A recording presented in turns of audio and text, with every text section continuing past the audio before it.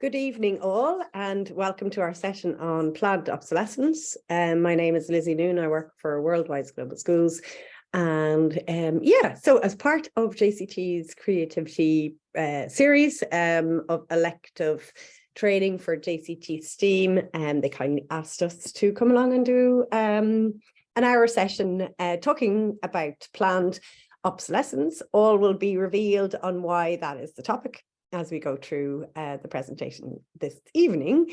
If you wouldn't mind, first job is if you could all maybe just put your name and your subject area into your title, and you can do that by renaming yourself. If that's a difficulty, just pop it in the chat, and it would be great to hear where everybody's coming from.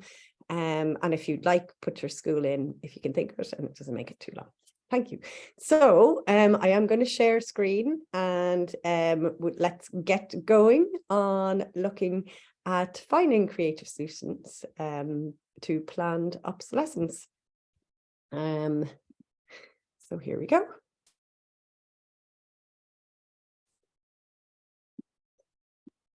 So from the get-go, as I said, we work for Worldwide Global Schools by the way, is Irish Aid's programme for global citizenship education within secondary schools. So we provide a series of supports, small grant funding, CPD, resources, workshops and individual support to schools to really embed global citizenship education into their schools. But mainly it is about building the capacity of teachers to feel confident to teach through a global lens. So today we're here to speak about planned obsolescence and creativity and how and why. But first of all, while we are waiting to come in, and there might be a few others joining us, I'll put it in the chat, and it is the footprint calculator. So unlike just a regular carbon footprint, this would take into consideration like your material footprint, and it's actually the network, the Global Footprint Network, who runs this particular footprint, do a great country overshoot day, where they calculate how much a country is overshooting when it comes to their own kind of material footprint. So everything from not only their carbon footprint, but the amount of resources that they are using, the amount of energy that they're using as a country. So if you could just put that, maybe just do that exercise while we're waiting for everybody to come in, and then we'll see. We might gather some feedback then on what everybody's footprint was. I could probably share mine with you at some stage. Do I have it there? Anyway, so today our key learnings would be to explore planned and perceived obsolescence as part of the current systems and structures through the lens of quality and sustainability, and to explore creative solutions for a more sustainable world with our students. We'll have a quick look. As I said, we'll do our ecological footprint, then look at planned and perceived obsolescence. And then we are going to do a little activity in breakout rooms around the life cycle of a mobile phone and having a look at the bigger picture. And we'll do a little bit of exploration of, I suppose, what are the reactionary solutions to things like climate change and being a more sustainable world. And we look at two different types of I suppose, reactions to that, green growth and degrowth. And then let's look at how we can really harness with students their creative ideas and resources. And if we have a little bit of time, we will look definitely at kind of the connection with your subject area. So very, very quickly, what we as an organization, Worldwide Global Schools, and the wider global citizenship education community are really trying to achieve is it is an educational process about understanding and awareness about a rapidly changing world. And you'll hear these words all the time in your own kind of subject areas, our interconnectedness, and our interdependence, but an education that inspires solidarity, not charity, supporting people, their rights and responsibilities, and to take meaningful action for a much more just and sustainable and peaceful world. And at the same time, challenge stereotypes and encourage independent and critical thinking, particularly into the root causes of global justice issues as we have them.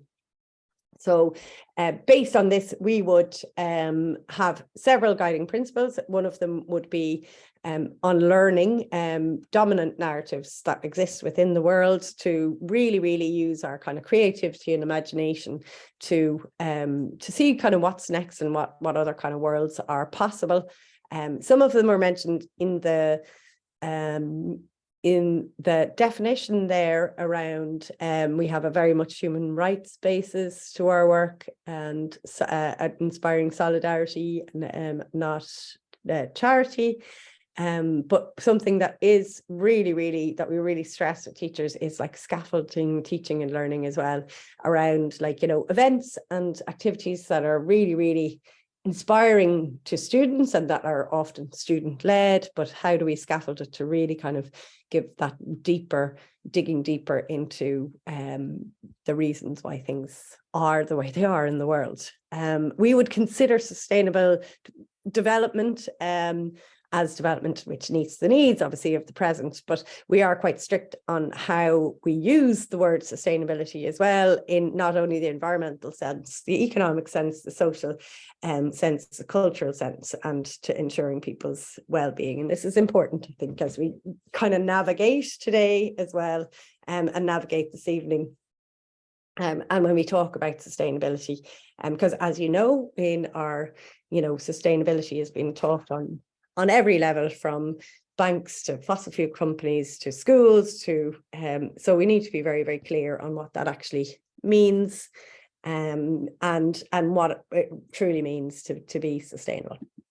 Okay, so before we kind of take a deep dive into planned obsolescence, I would like, if you could, to we can put your phone up to the screen, or you could put in this code in Menti 23880160. And I just want to know what do you know about planned obsolescence? Maybe it is by a product. So maybe it's a product that you've had experience. So if you like, you could just name a product.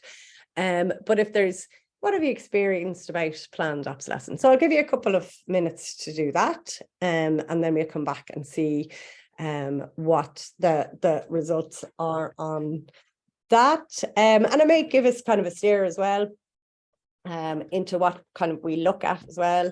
Maybe have a think about what, like, your subject areas as well, possibly. And, you know, what kind of aspect of planned obsolescence would you have a look at maybe within your subject area? So great, thank you so much for that.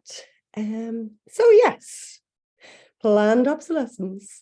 So planned obsolescence, obviously goods are deliberately made or designed so that they do not last for the long period of time. And the most famous example that you will hear would be our kind of own light bulb, and how the Phoebus cartel, leaders of several light bulb manufacturers, came together in 1924 in Switzerland and decided that their brilliantly functional bulbs that were lasting an awful long time. In fact, one is still burning after 122 years in West America.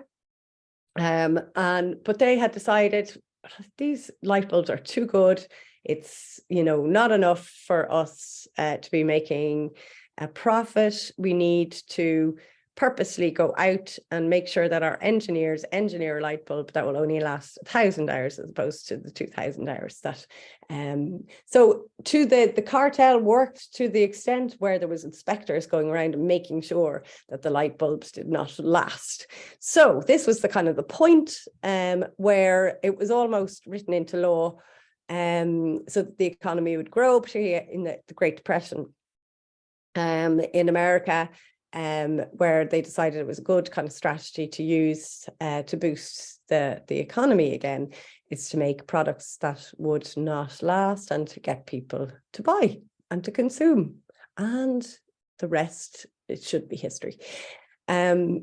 So what I suppose happened similarly around the same time, and I don't want to go on too much about the history, would be that obviously General Motors and Ford made beautifully functional cars, but realized that, you know, in order to boost their sales, you needed to really convince people that they needed an updated product.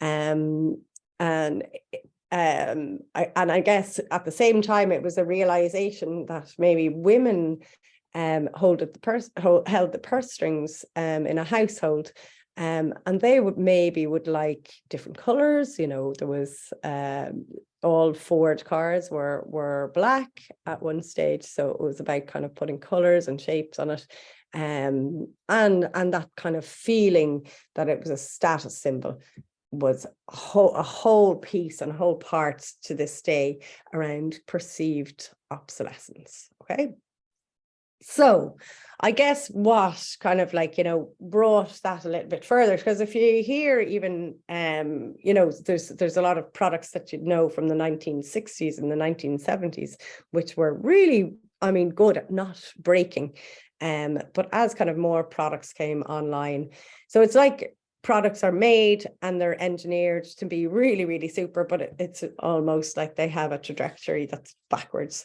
And it's almost taught in engineering college at this stage that you work to make things break. So we're kind of left in a world where products are easier to replace than repair, for instance, and products are disposable and one use only. So that it's not, you know, you clearly know that this product is going to break and only have one use.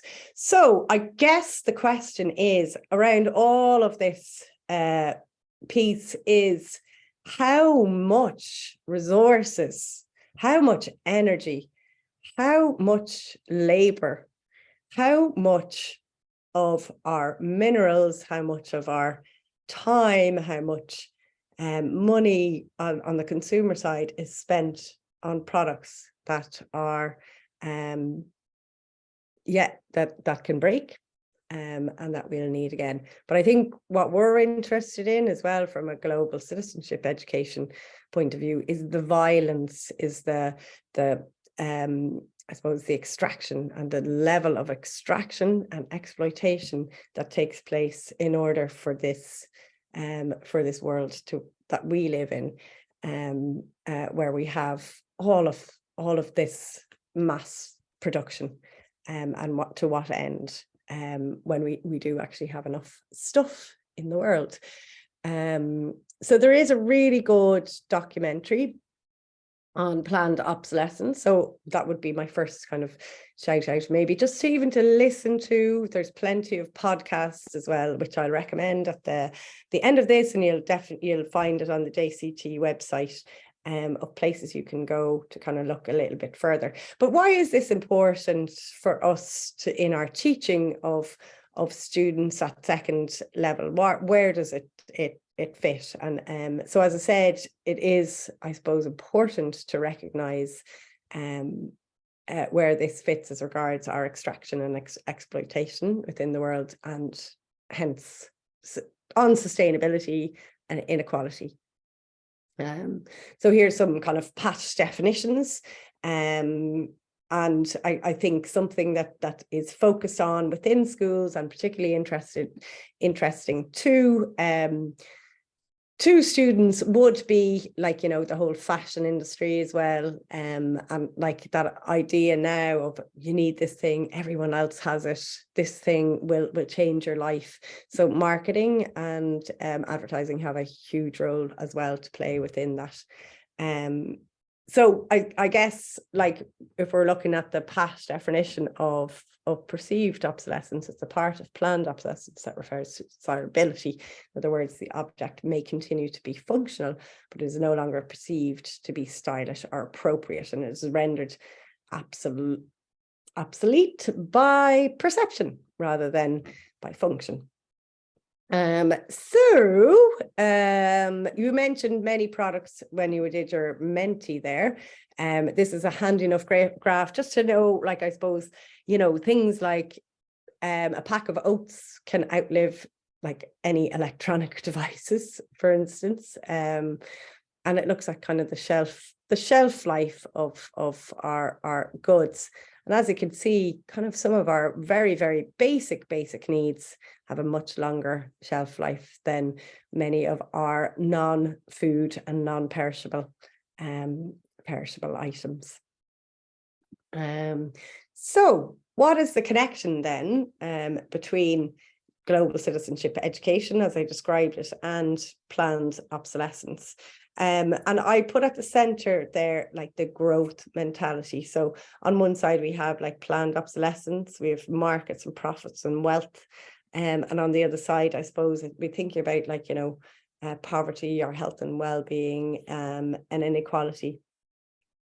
And I guess if we were to describe it, we would, this is actually probably the funnest way to describe it. And it's just a little video called The Impossible Hamster. So take a little breath, take a glass of water, and have a look. From birth to puberty, a hamster doubles its weight each week. If it didn't stop when mature, as animals do, and continue to double on its first birthday, we would be staring at a 9 billion ton hamster.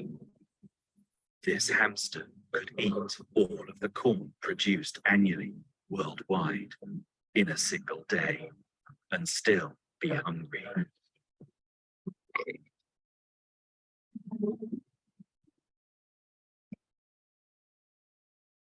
There is a reason why, in nature, things grow in size only to a certain point.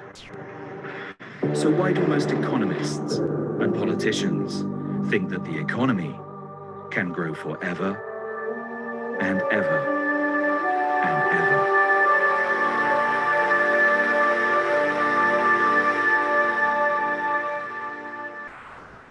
So this is used as a good kind of code or stimulus to have that conversation with your students. So something that might be interesting, I think, particularly to, I mean, there's by no means an opportunity this evening to go through everything on this, but it would be looking at a framework like the planetary boundaries. There's a very good documentary called Breaking Boundaries on Netflix with David Attenborough and the Stockholm Centre for Resilience, who kind of, I suppose, designed this framework of thinking of all the planetary boundaries which we are over exceeding.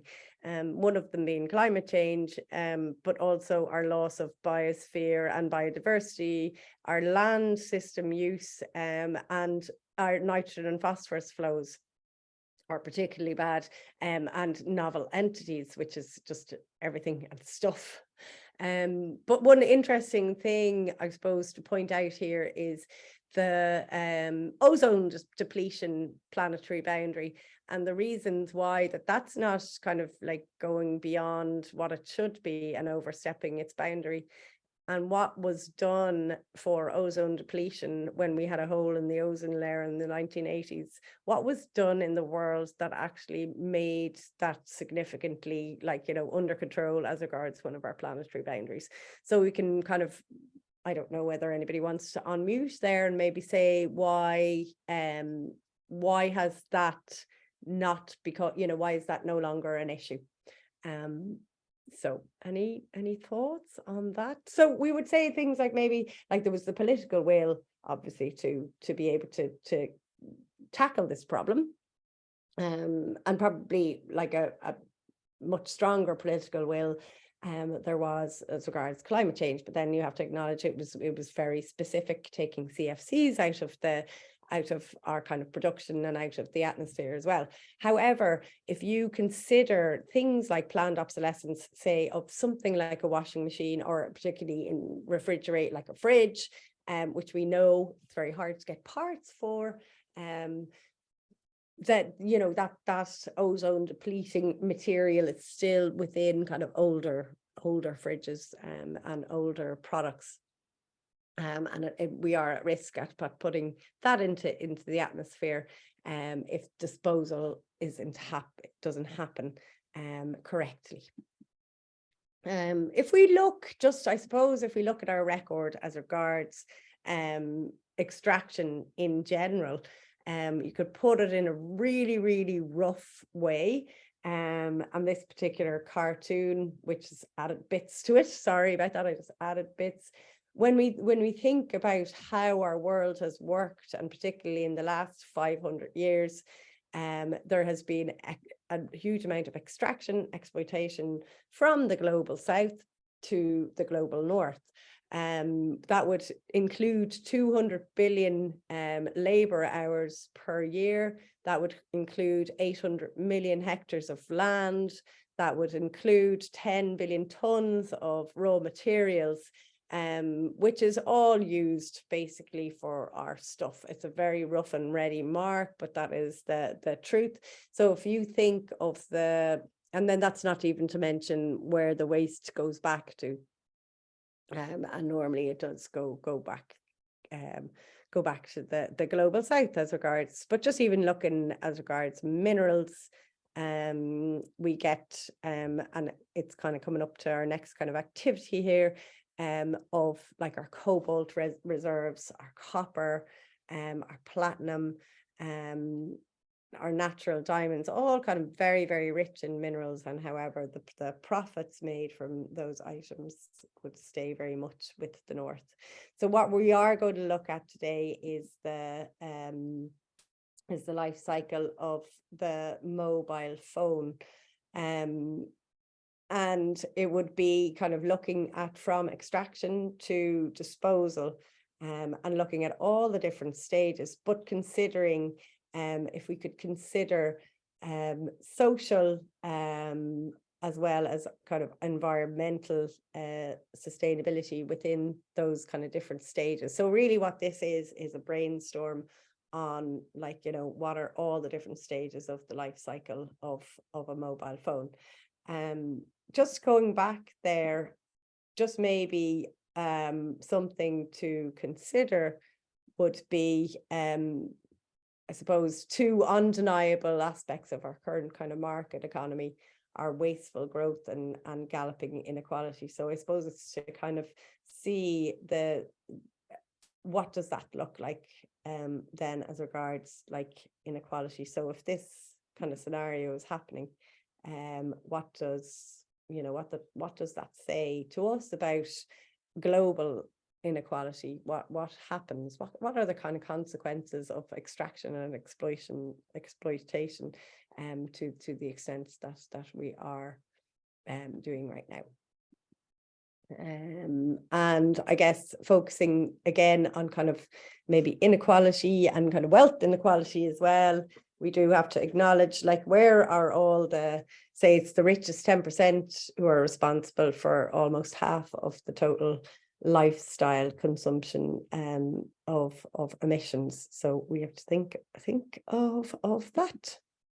Okay, so I'll give you a couple of minutes. So the way it's going to work is you're going to go to the Jamboard link that I'm putting in the chat right now.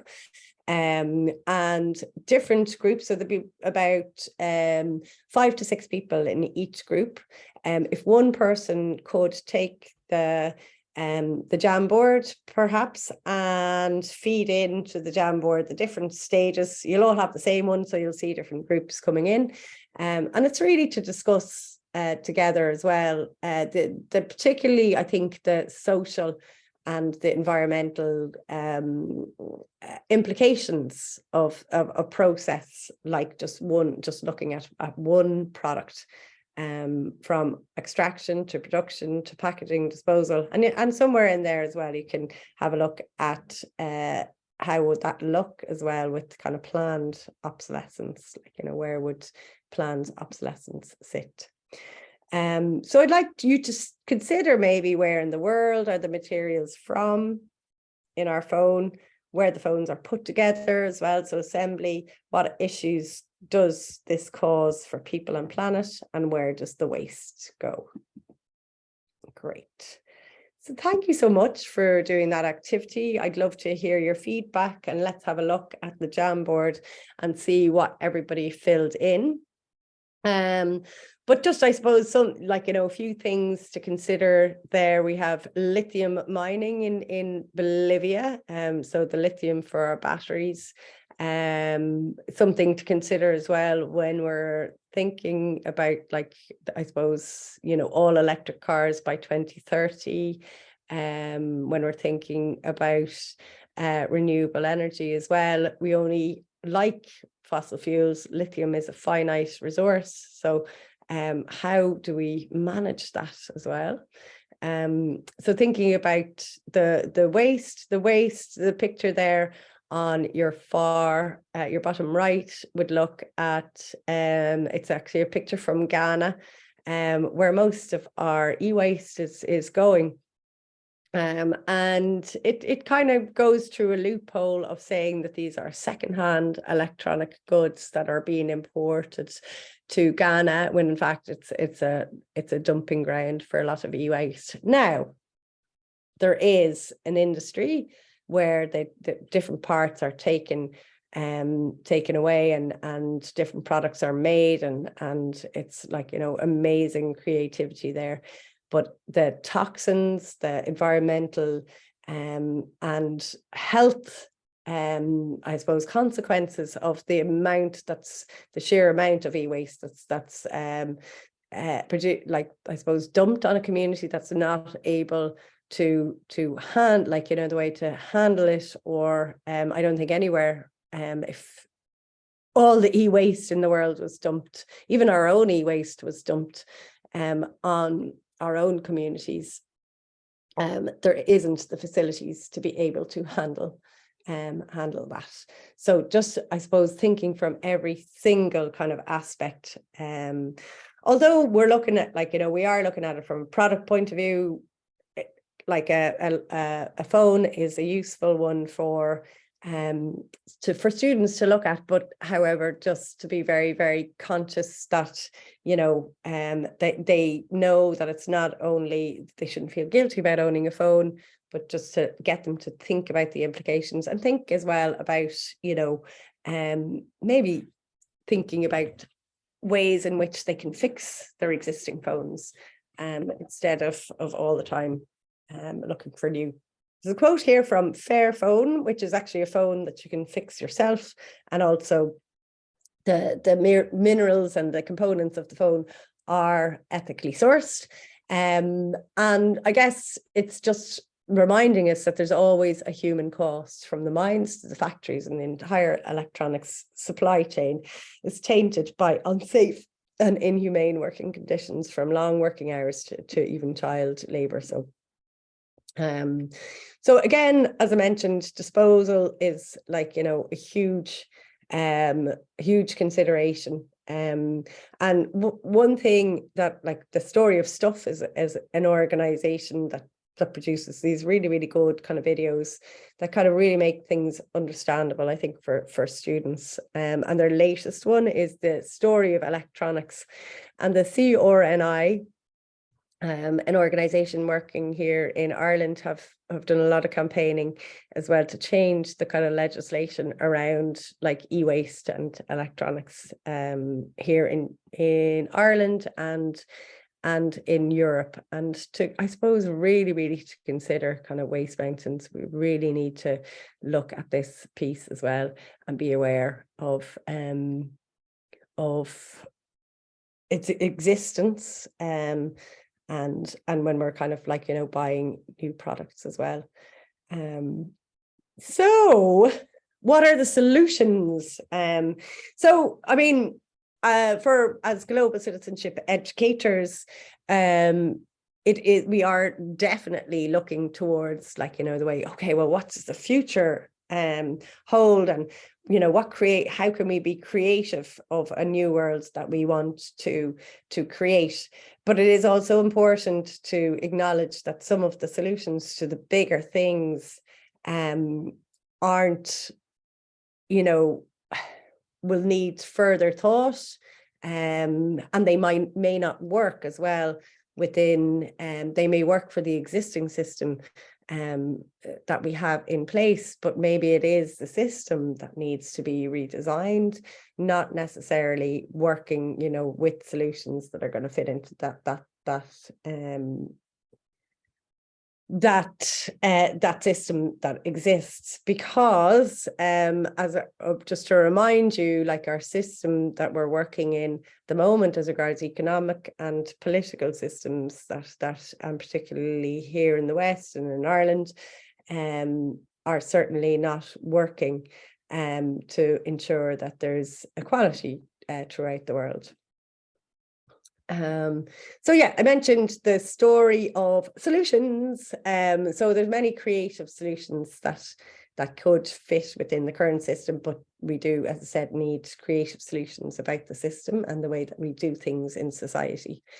During the past couple of years, Anurati Roy has done some really amazing stuff. She's a really great writer.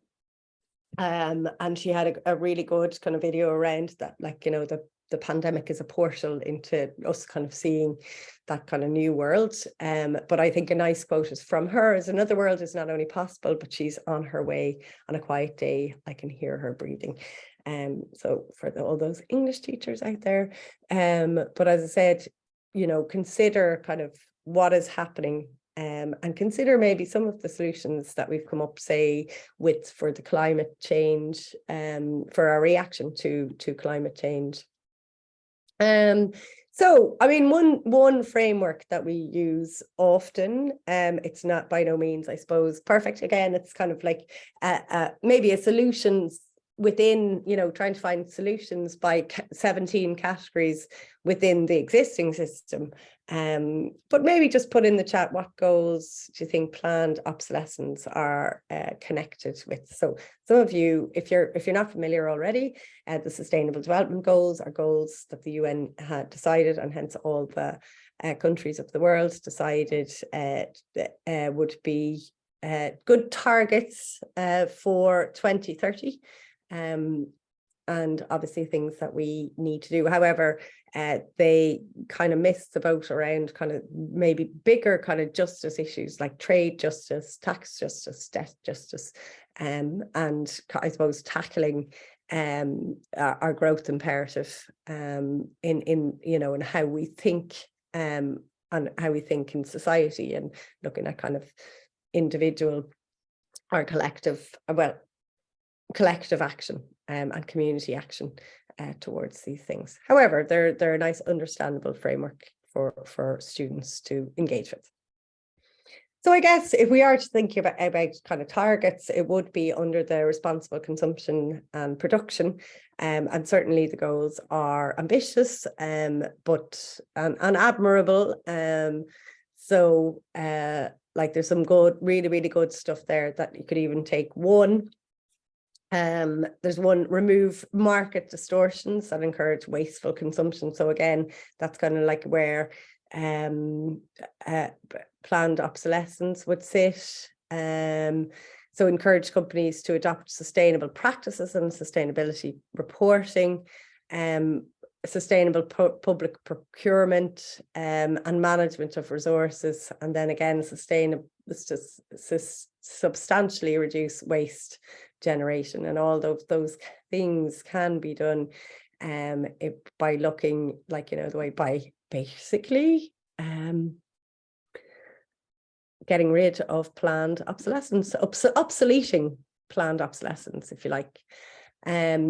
So just, I suppose, again, back to remind us of the facts. Between 2010 and 2019, the amount of electronic waste grew by 38%, but less than 20% of this waste is recycled. So we need to be really, like, although recycling is a really, really good reaction, and it's something that we all kind of engage with and students engage with, we do need to be mindful of the amount that is recycled, and where is those recycled materials going, for instance. And as you know, China, rightly so, a couple of years ago, 2018, said, stop, we don't want any more of your waste, because there was only so much that they could process. Unfortunately, where it has gone, then it's actually more marginalized communities in Indonesia, for example, or in many like poor marginalized communities around the world that simply cannot handle our waste as well as their own. So just, I suppose, a few kind of things there. Our global population could grow to around 8.5 billion by 2030, or 9.7. This is the case, the equivalent of almost 3 planets could be required to provide natural resources needed for sustaining current lifestyles. So current lifestyles, that's really, really important.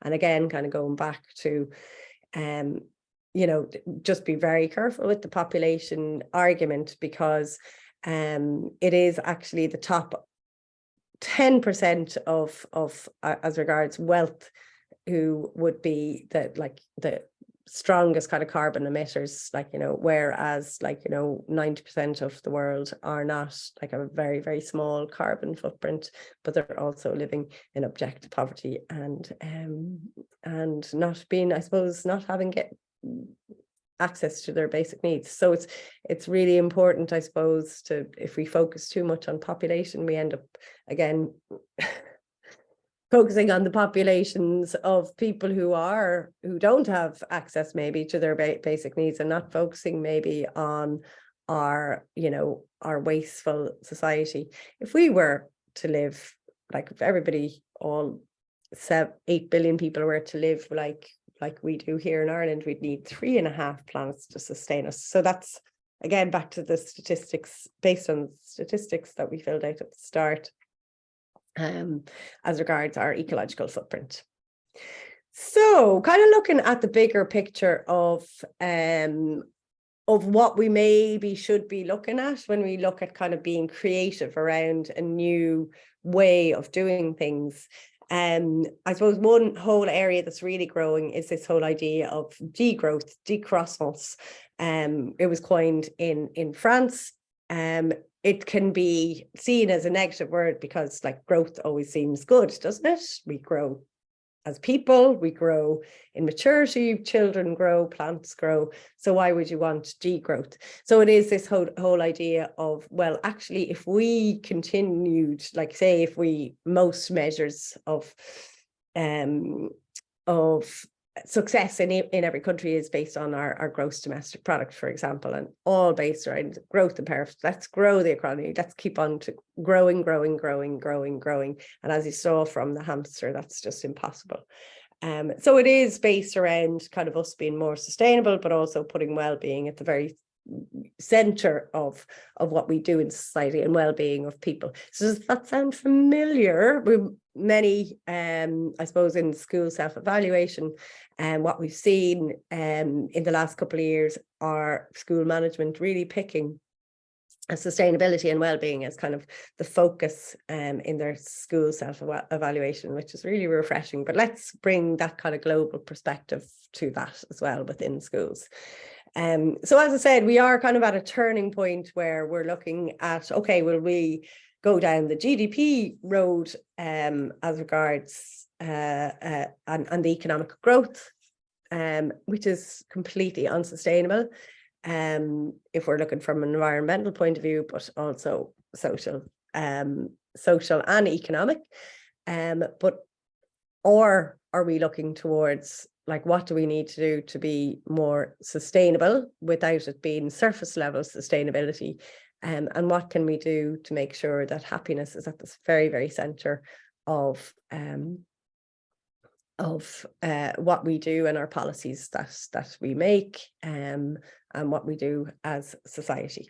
So we've two very good examples in the world of countries who have, I mean, there is more, but I suppose we would really highlight, like, say, Costa Rica, which has really put sustainability at the front and center since actually 1948, when they decided not to spend any funding on military or our defense, and put it all into sustainability. But they also put health and education at the very, very center, and basic services, the provision of public services for their population, at the very center of what they would like to do. So, but if we're looking at those solutions, we need to consider we need to consider degrowth, as I said, which is really looking at making sure that we kind of stop growth as our focus in society, versus green growth, which is more or less our kind of reaction at the moment. Let's focus on renewable energy, let's focus on having electric cars, but not really considering that would need the same level of extraction and exploitation in order for it to happen. So we continue with business as usual, but we use renewable energy, for instance, but not really considering, okay, well, you know, are we looking at public transport? Are we looking at better ways to use community? Now, one argument, I suppose, against the whole area of degrowth and not producing and consuming to the extent that we've been producing and consuming, we'll still need some level of production, but, you know, can we get rid of planned obsolescence? Can we get rid of advertising and marketing? Can we get rid of the production of weapons? Can we get rid of things that are directly harmful to people and to the environment? And can we get rid of those type of industries in industrial agriculture, for example, which is having a detrimental effect on the climate. And I suppose one argument against that would be like looking at employment and, like, you know, but what about employment? So I suppose the degrowth area and movement have kind of thought all of that through, and have been advocating as well for kind of a shorter working week, and really, really worked on the economic, like, I suppose there's a whole area of ecological economics now that would look at how would that look. It's certainly not like perfect there, but it is, you know, we need to start thinking for sure in that way, of not only, like, you know, reacting to the climate crisis with, you know, divestment of fossil fuels, but looking at it from a much wider perspective on our culture, our mindset, and how we do things. Also, I suppose a big part of that would be looking at I know we did a footprint at the very, very start, but our original carbon footprint was developed by British Petroleum, in I suppose, deflecting maybe from some of their practices and their own kind of carbon footprint as an organization.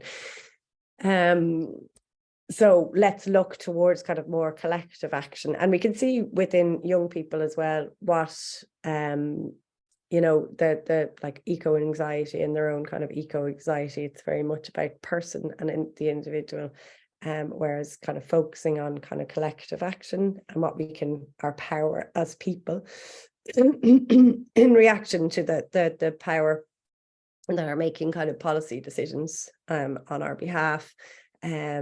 I suppose, and the power that corporations have over society and over politics and economics at the moment. So I guess, you know, on the green growth side, we would be looking kind of still at producing products and producing as much as we can. And although it's better for sure that we have electric cars, like, you know, because we're not using fossil fuels, but I suppose the electricity is still from fossil fuels. So we have to, and then considering the amount of parts, you're still making something new, and that the amount of energy it takes, the amount of components, the amount of extraction, the amount of labor that it takes in order to build that car as well. So that's just kind of one example. But then again, in our reaction to like, I suppose, and this is where the focus on the environmental sustainability can get a little bit tricky, is like, let's make things that are compostable. Again, the compostable cups, the compostable things and disposable items still need to be produced. We have enough, I suppose. One way of putting it very simply to students would be like that we have enough stuff in the world, so how can we use what exists already? So looking at kind of the circular economy, looking at kind of public transport, looking at, you know, what exists already that we can reuse as opposed to recycle. So we do have hope. Within Ireland, we have the Wellbeing Economy Alliance, who have been very good, I suppose, at just looking, okay, well, what are the, like, they have good, we'll have a look at some of the graphs now of like looking at maybe the old way of doing things vis-a-vis the kind of new way of doing things, which might lead us towards being more kind of sustainable. So looking at that, like, you know, putting well-being at the very, very center, whereas kind of the reality is it's GDP driven systems, planetary destruction, whereas we're putting the kind of planet first. I suppose the overlap here between social and environmental, devaluing of nature and human rights, whereas we're living within the planet's limits. And then the overlap here between social and economic, the wealth distribution gaps are widening, whereas here we're looking at fair work, fair pay, enough kind of affordable housing, and enough space for a community. So let's look at kind of some of the ways and finding kind of creative solutions within that system. Obviously, if we look at the material cycle, which we've focused on today, our way of doing things now is very linear: take, make, use, and waste. And then the cycle continues, like within that planned obsolescence of all the products that we mentioned earlier. Prices are unrelated to the environmental costs. But even if we look now with the, you know, the energy crisis, like there has been the energy companies have put up their prices exponentially, like, you know, probably far more. They've exaggerated the prices and put it on the consumer. Products are too expensive to repair, so it's very, very true that it's you know, it's made, you know, another type of obsolescence would be that it's very, you know, you're very locked into either the company that you bought your product from needs to do the repairs, and it's very difficult for you to repair it yourself or to go to a local person to repair it. So looking at kind of the new way of doing things would be like every part of the life cycle is considered as regards, like, you know, the implications for people and planet, extended producer responsibility as regards warranties, prices of inputs and production reflect the true costs. It's local artisans delivering repair and remanufacture, and the right to repair incorporated into products. So the right to repair is a whole movement around Europe that are really looking at the right to repair as opposed to like buying a new. So I mean, some of the things that you can do instantly as a consumer would be to like be really, really careful and like, you know, I suppose really research, particularly with big ticket items like, you know, the way appliances and your white goods, like to make sure that you're buying something that really, really lasts, and you know that you're not stuck into something. So there is a couple of websites like Buy Only Once that can help you with that, and certainly kind of like, you know, there's it's kind of doing that research yourself. But then thinking and considering students, I think it's important for them to kind of consider those kind of things as well. And where is our kind of community basis for repair as well? Our community is based around repairing things, are they based, around buying new all the time? So I guess that boils down to the purpose of our economy. It boils down at the moment to increasing per capita GDP and profit at all costs. But maybe a new way of doing things is co-creation of these measures through wide public consultation as well. The way are we truly democratic if we've no kind of control over how, I suppose, our economy is grown as well.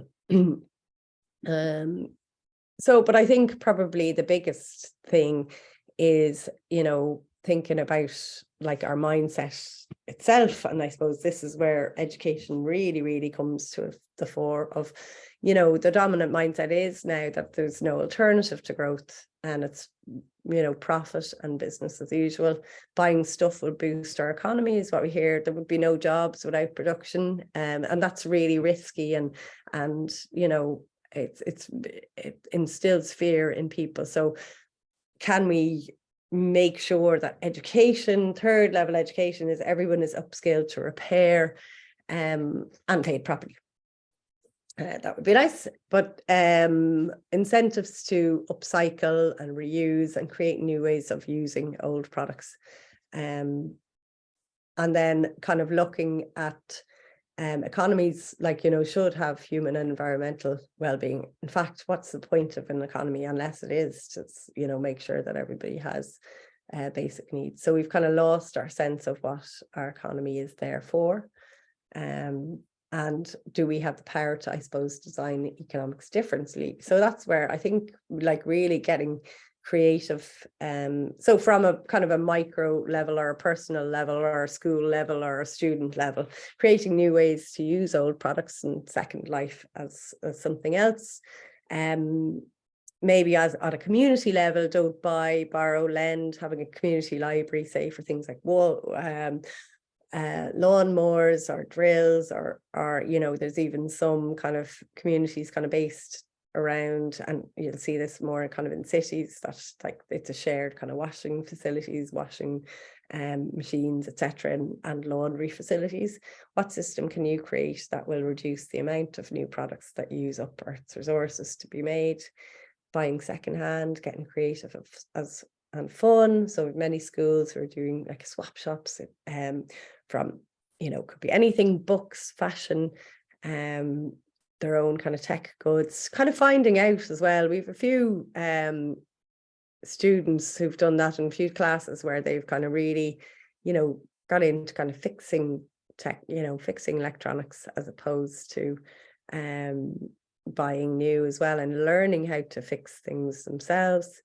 And having kind of creative campaigns as well in the school to raise awareness of, say, the right to repair, and creating a campaign stunt that could possibly influence the media, governments, and our companies.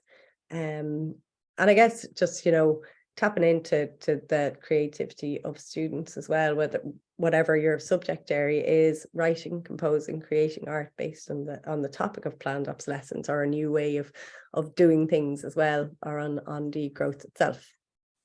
So here's just a little snippet. It's from one of the students. We had our student conference last year on degrowth, and here is one of the students and what she is doing as regards I suppose degrowth and her own kind of little business as well. So it doesn't mean that you cannot be entrepreneurial. It's just a different way of looking at things that are not taking more from nature than we can give back. My name is Amy Bohan, and I go to Loch Allen College. My shop is based on being sustainable and stylish at the same time. You can't go wrong. My aim is to create a market where people will shop secondhand. Sustainability in fashion is so important. As we are all aware, fast fashion is having such a terrible impact on our environment. There are over 98 million tonnes of fashion wasted every year. Hearing such a terrible figure made me think, what can I do to help decrease the amount of waste in the fashion industry? From there, I started my vintage clothing business. I have already saved hundreds of kgs of clothing from going to waste, and I hope to continue doing so. After buying vintage clothing, you may not realize it, but you are contributing to change. When people buy vintage clothes, this allows these clothes that are over 20 years old to go back into circulation, which contributes to a circular economy. Yeah, so there's lots of great reactions like that from students. So if you still have the energy to do that, I'd love to maybe hear from everybody in their subject areas. I can see all your subject areas there.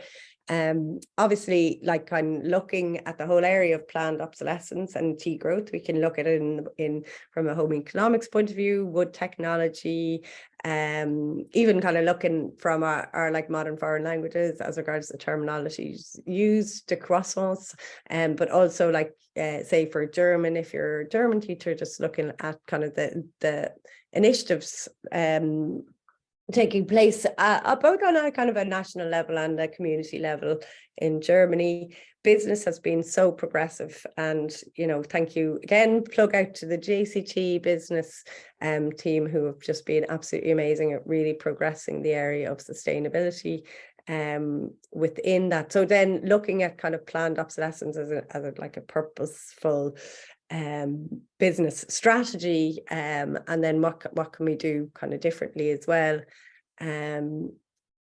How can we kind of navigate business and economics through a degrowth lens? Looking at kind of like music, we've just developed our music guide, and looking at upcycling of instruments, say, but also using kind of music as a vehicle, maybe to kind of raise awareness of these different issues as well, and using kind of satire within that history, obviously, and looking at kind of industrial revolution and kind of even further back on where we separated ourselves with nature, in kind of like a philosophy called dualism. So yeah, we won't have, like, the way as I said, thank you for those who kind of contributed. Do put something in the chat. This is all very much connected with what we're trying to achieve as regards the junior cycle. There is, I suppose, a quick kind of like curriculum kind of examples. Kind of one useful thing that a school focused on. It was the Balmain, yep. I think it's from the same example, but it was looking at kind of maths as regards graphs of the week, and they were focusing on responsible consumption and production. So it kind of gave them a good focus as well, and kind of looking at probability and statistics strand within maths. A really nice project here from Balmain. And they had a kind of really, really old benches in the school. So instead of kind of getting new benches, they went, okay, well, what can we do to make a new bench? And so they went through this whole kind of exploration of, using their 3D printer maybe to make some of the parts that were missing, finding the wood and finding kind of different, like, materials that existed already in order to repair their benches. But there was so much done, I suppose, along the way. Like, it was the tangible item itself, but it was the considerations that they needed to do, and they went through like kind of the whole kind of life cycle that they have of a product. And it was an amazing CVA, of course. So it's like, I suppose, they're classroom-based assessments. There's so much potential in exploring some of these things within that. But even like considering like say English, or the use of satire, and some of the more like creative subject areas as well.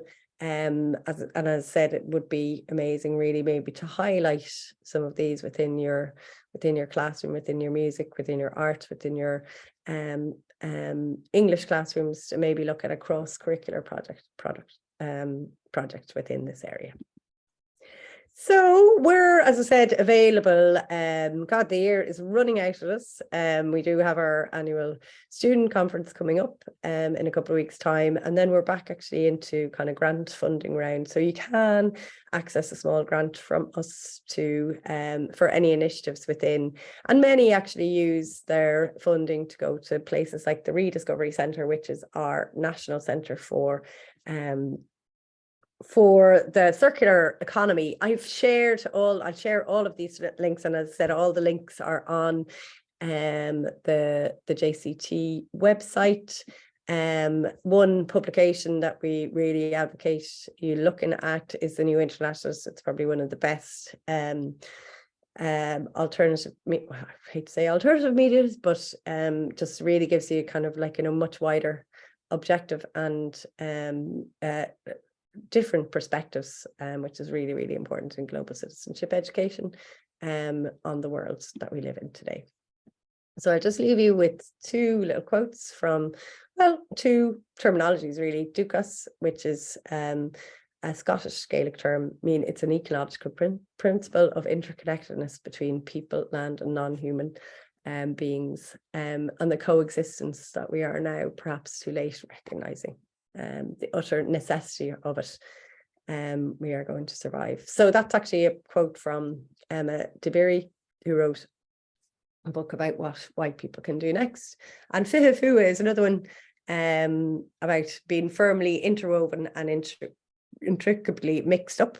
So just as human beings, we are inherently creative creatures who are here to weave ideas and visions together. As creatives who share our work with others, we are part of the great weaving that perpetually draws the world together. The point of this life is to create and connect, to weave new energies with eternal cycles of nature. And that's a quote from Moncon McGann. So thank you. And I would love if you had any questions, and we'll open up the floor for questions now. So thank you very much for attending.